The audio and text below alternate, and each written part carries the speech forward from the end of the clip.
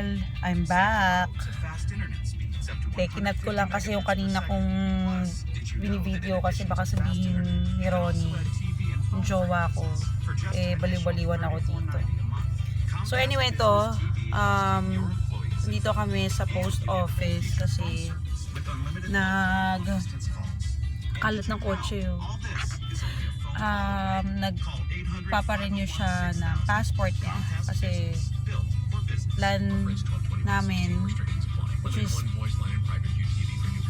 plan niya na umuwi ng Pinas after so long. Last time he went home was 2008. Yun lang. And hindi ko alam paano ko papakita sa inyo yung lugar dito eh. Actually wala naman makikita rito sa Texas, kundi napakalaki ng mga daan, napakalaki ng mga kotse, at lastly, napakalaki nila. Charot. Kasi alam paano ko i-revert tong camera eh.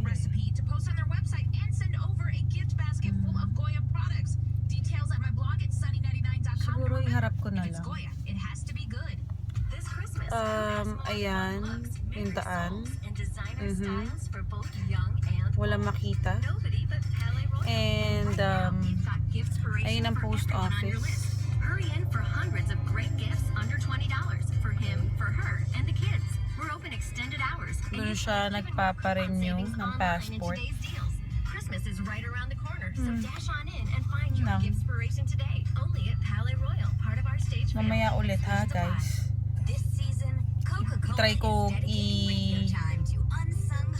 baliktad yung camera para makita nyo yung mga ibang daan pa dito. Mamaya magbablog ako ulit para makita nyo naman, matour ko kayo kung anong meron dito sa Texas, Pearland, Texas. Okay.